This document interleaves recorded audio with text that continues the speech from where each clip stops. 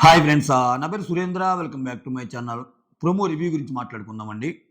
So, ఈ promo రివ్యూలో దివ్య daring stepney ఖచ్చితంగా మెచ్చుకోవాలి. ఎందుకంటే సూపర్ ప్లే. అంటే నేను ఆ అమ్మాయి ఆడిన దానికి కాదు. ఆ అమ్మాయి ఆ అమ్మాయి ఆడింది. శ్రీజతో ఆడింది. శ్రీజ కంటే బాగా ఆడిందని ప్రూవ్ అయింది. ఆ అమ్మాయి దాంట్లో విన్ అయిందని చెప్పి మనకి అప్డేట్స్ వస్తున్నాయి. సో, నేను పొగడాలనుకుంటుంది ఆమె ఆడినందుకు కాదు. సో, దేనికి నేను పొగడాలనుకుంటున్నాను ఆ అమ్మాయిని. అలానే శ్రీజ ఎలిమినేట్ అయింది అనుకుంటున్నారని ఇంకా ఎలిమినేట్ కాలా. అఫీషియల్‌గా ఏం జరగలేదు. ఇంకా డెసిషన్ ఈజ్ పెండింగ్. ఏం జరుగుద్దో మనకు తెలీదు. ఓకేనా?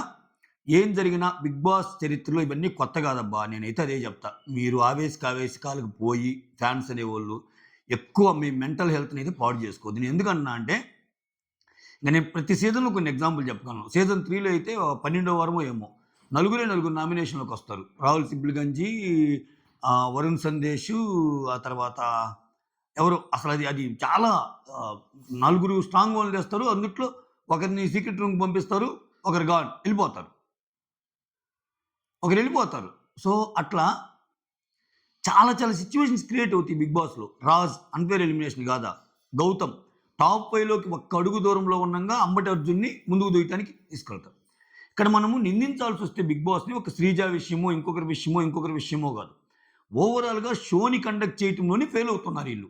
అది మనం నిందించాలి. సో, కంటెస్టెంట్స్ అంటారా? ఇంకా దాంట్లో భాగమే. వాళ్ళకి నచ్చినోళ్ళని పైకి తీసుకెళ్తారు. నచ్చనోళ్ళని కిందకు దొక్కుతారు. ఇదేం కొత్త కాదని చెప్పడం నా ఉద్దేశ్యం. ఇదేం కొత్త కాదు. అట్లా అనుకుంటే ఇప్పుడు శ్రీజ ఉందబ్బా! శ్రీజ గూడా ఈ పర్టిక్యులర్ గేమ్ ప్లాన్ ఒకటి అనుకుంది. నేను కళ్యాణ్‌తో ఎళ్తే ఎందుకులే, సుమన్‌తో ఎళ్తే సుమన్ వీక్ గాబట్టి కొట్టేయొచ్చు అన్నట్టు అనుకుంది. ఏమో కళ్యాణ్‌తో ఆమె ఆడితే అసలు ఆ సిట్యుయేషనే వచ్చేది గాదేమో శ్రీజకి. ఒక రకంగా శ్రీజ స్వయం కృతాపరాధం ఉందిగా. లాస్ట్‌లో వాళ్ళిద్దరు నిలబడి వైల్డ్ కార్డ్స్ వచ్చి ఏమని సెలెక్ట్ జేసుకోవటానికి, ఆ సెలెక్ట్ జేసుకునే ముందు మళ్ళా మాధురి గారితో సున్నం బెట్టుకుంది. ఇప్పుడొచ్చి ఈళ్ళందరిని కెలికేసింది. సో, ఆబ్వియస్‌గా సపోర్ట్ అనేది ఎట్ట దొరికిద్దింకా? దొరకదు గదా! సో, మనమంటే లోతుగా వెళ్లి ఆలోచిస్తే కొన్ని పాయింట్లు మనకి ఇదవుతాయి. యెస్, ఆఫ్‌కోర్స్ నాకు మీ బాధ అర్థమవుతుంది. Sreeja strong contestant, physical games బాగా ఆడగలదు. ఎక్సలెంట్. దాన్ని నేను కాదంటంలా. కానీ కొన్ని ప్రక్రియలు ఆయన చేతిలో అలానే జరుగుతాయి. నేను చెప్పేదదే షో ఫార్మాట్ మారాలి. సో, ఒక షో నుంచి, ఒక సీరియల్స్ నుంచి జనాలను తెచ్చి, సో, అదే నడిపిచ్చి, వాళ్ళలో విన్నర్‌ని చేసేసి, మళ్ళా వాళ్ళని ఎలా యూజ్ చేసుకుందామా నెక్స్ట్ ఫేజెస్‌లో అనే ఈ థాట్ ప్రాసెస్ ఏదైతే ముగించాలి. ఇప్పుడేంటి గ్రూప్‌గా ఉన్న పీపుల్ తెస్తారు. వాళ్ళు ఒకరినొకరు చేసుకోవడానికి మొహమాటం. ఇక్కడ చూడండి. ఇప్పుడు సారీ గైస్, డీవియేట్ అవుతున్నందుకు సారీ. నేను ప్రోమో గురించి మాట్లాడతాను. ఇది ఇంపార్టెంట్ విషయం కాబట్టి చెప్తున్నా.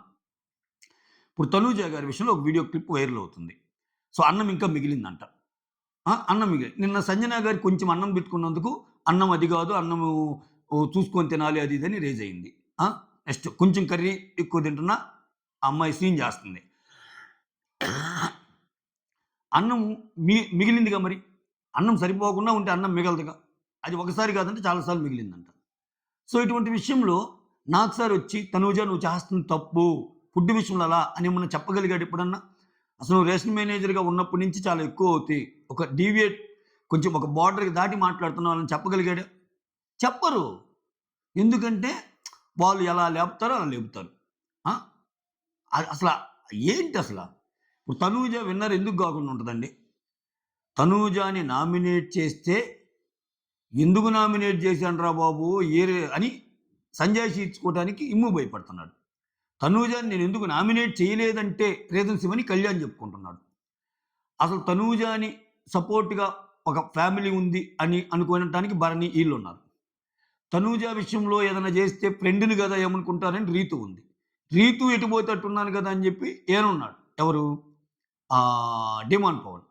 తనూజ విషయంలో ఎగనెస్ట్‌గా ఎందుకెళ్ళాలని చెప్పి కళ్యాణ్ ఉంటే, కళ్యాణ్ పక్కన ఉండేవాళ్ళు కూడా అలానే ఆలోచిస్తారు. ఇట్లా ఏ రకంగా చూసుకున్నా ఇంకా మిగిలిన క్యారెక్టర్లు ఎవరైతే ఉన్నారో వాళ్ళు తనూజకి పోటీ పోవటానికి అంత ఇదేం లేదు.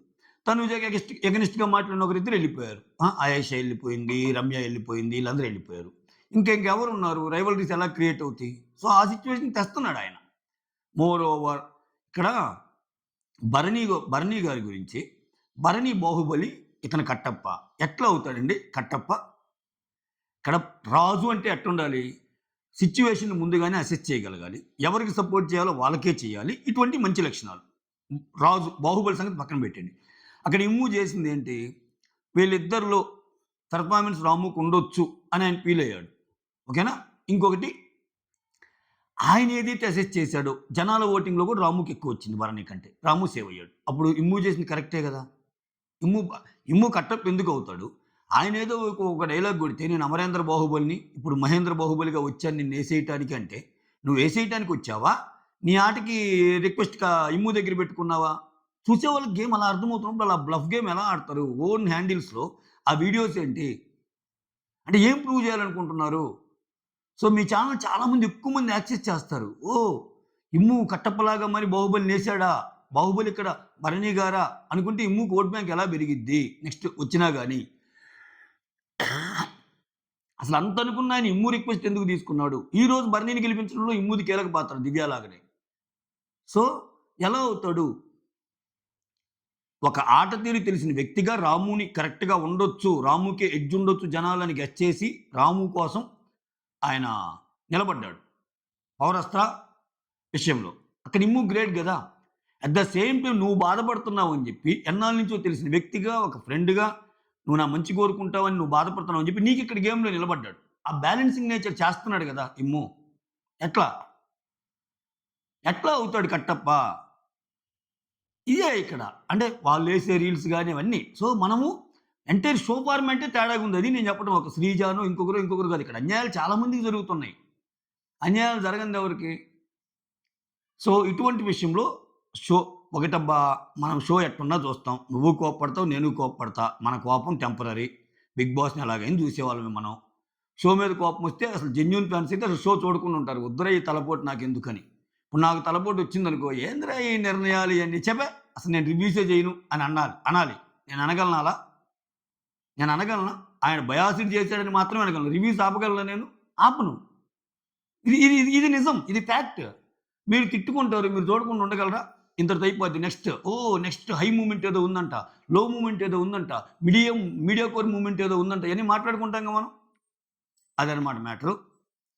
సారీ గైస్ కొన్ని విషయాలు చెప్పాలనిపించింది ఎందుకో సెపరేట్ వీడియోలో ఎందుకని చెప్పి ఈ వీడియోలో యూజ్ చేసుకున్నా. ఇక్కడ నేను దివ్య ఎందుకు గ్రేట్ అంటానంటే ఆమె ఆడినందుకు కాదు. ఇప్పుడు రైజ్ ఆఫ్ మేజ్ పెట్టారు. సో, ఆ బాక్సుల్ని ఎడ్జెస్‌లో 5 ఎడ్జెస్‌లో ఉంటాయి. 5 ఎడ్జెస్‌లో వాటిని పెట్టాలి. సో, ఇక్కడ మీ ఇద్దరిలో ఎవరుంటారు అని అడిగినప్పుడు నిఖిల్ అండ్ దివ్య అని I will play for you అన్నట్టు ఆమె ఆడి వచ్చింది కదా! నేను ఆ స్టెప్పుకి డేరింగ్ అంట. ఆడినందుకు కాదు. ఎందుకంటే ఇక్కడ చాలా విషయాలున్నాయి దీంట్లో దివ్యలో గూడా. అంటే దివ్యని మెచ్చుకోకుండా ఉండలేం. ఈ పాయింట్ ఆఫ్ వ్యూలో. ఎస్పెషల్లీ నేనైతే బీయింగ్ రివ్యూయర్‌గా దివ్యని మెచ్చుకుంటా. ఈ స్టెప్‌లో. ఎందుకంటే ఆ స్టెప్పులో ఆ అమ్మాయి ఆడి ఏమాత్రం భరణి ఓడిపోతే ఆ అమ్మాయిని సూదులు గుచ్చినట్టు గుచ్చుతారు. నిఖిల్ ఓడిపోయినా ఏమనరు గానీ, సో నువ్వేదో ప్లాన్ చేసి ఓడించినట్టున్నావు భరణిని. అసలు నువ్వు ఆడలేందని భరణికి ఎందుకెళ్ళావు? అని తనూజ నుంచే స్టార్ట్ అయింది ఫస్ట్. నాన్న చూసావా నాన్న నీ గురించి ఎళ్ళింది. ఆడిందా? ఓడిపోయింది. శుద్ధంగా నిఖిల్ ఎళ్తా అన్నాడు కదా నాన్న. నిఖిల్ ఎళ్ళాల్సింది కదా నాన్న. ఇట్లా. ఇంకక్కడ ఇమ్ము ఇంకా చాలామంది అంటే ఆ స్టెప్పు తీసుకోవటం చాలా డేరింగ్ స్టెప్. నేను భరణి కోసం ఆడతాను అని. ఎందుకంటే వీళ్ళిద్దరికి బాండ్ ఉంది. ఏమాత్రం ఓడిపోయినా, ఏమాత్రం ఇదైనా గాని సో, ఖచ్చితంగా దివ్యకి వచ్చే పాజిటివ్ కంటే దివ్యకి వచ్చే నెగెటివ్ 10 అంతలైద్ది. ఆమెను క్వెషన్ చేస్తారు. ఇంట్లో వాళ్ళు క్వెషన్ చేస్తారు. బయటోళ్ళు కూడా అన్న అంది గాని ఏం ఆడిందన్నట్టు. సో, ఇక్కడ దివ్య వై స్టెప్ ఇంకోటుందని నేను అనుకుంటున్నా. ఏంటంటే ఇది కూడా కవర్ చేస్తా. ఆమె ఆట ఆడే ఛాన్స్ తీసుకుంది. అంటే ఆమె ఉండాలని కోరుకుంది. గెలిచినా, ఓడినా ఒక స్థితప్రజ్ఞత ఆర్ స్వయం దాన్నేమంటారు? సంకల్పం ఉంటది చూడండి. గేమ్ ఆడాలన్న ఇది. అట్ ద సేమ్ టైమ్ ఆయన్ని గెలవాలనే, ఆయన గెలిపించాలనే ఆడింది. దాంట్లో డీవియేషనే లేదు. ఖచ్చితంగా భరణి గారి విషయంలో భరణి గారిని గెలిపించాలనే ఆడింది దివ్య. సో, దాంట్లో భాగంగా ఆమె ట్రై చేసి ఇదైనా ఆమెకి నెగెటివ్ వస్తది. అయినా నా వంతు నేను కృషి చేశా గదా! నా గేమ్ నేను ఆడా గదా! నా గేమ్‌లో నేనేం జెన్యూన్‌గా ఆడా గదా! అన్నది కూడా ఆమె ఆలోచించుండొచ్చు. ఎందుకంటే ఒక ఆట ఆడే ఛాన్స్ తీసుకుంది. బిగ్ బాస్‌లో ఒక ఆట ఆడే ఛాన్స్ తీసుకోవడం చాలా ఇంపార్టెంట్. ఓడినా, గెలిచినా. అది ఆ అమ్మాయి చేసింది. సో, చాలా, చాలా దానికి చాలా డేరింగ్ స్టెప్ గావాలి. ఎందుకంటే బాణాలు ఎక్కువ పడతాయి. అంత ఈజీ గాదు. సో, పెద్ద తోపులాగెళ్ళింది. వేరే వోళ్ళు ఆడేవాళ్ళు గదా! చూడు ఇప్పుడు శ్రీజ మీద ఆడటానికెళ్ళింది. శ్రీజతో ఆడటం అంటే మామూలా? అది ఇదని. దానికి తోడు ఇంకొకటి ఏం ప్రూవ్ చేసిందలా? శ్రీజ, నీతో గేమ్లో పార్టిసిపేట్ చేస్తే నీకంటే నేను గెలవగలను, నీతో ఆడి నేను గెలవగలను అని ప్రూవ్ చేసినట్టయింది. సో అన్ని రకాలుగా ఆ అమ్మాయి ఒక ఈక్వేషన్ డెలివర్ చేసినట్టయింది. సో దివ్య ఈ పర్టికులర్ విషయంలో సూపర్ అంతే. మీకు కూడా దివ్య సూపర్ అనిపిస్తే కామెంట్ చేయండి. లేదురా నువ్వు సుత్తి చెప్పావంటే ఇంకా మీ ఇష్టం. ఓకే, ఎందుకు సుత్తి చెప్పానో కామెంట్ చేయండి. సైనింగ్ ఆఫ్, మీ సురేంద్ర.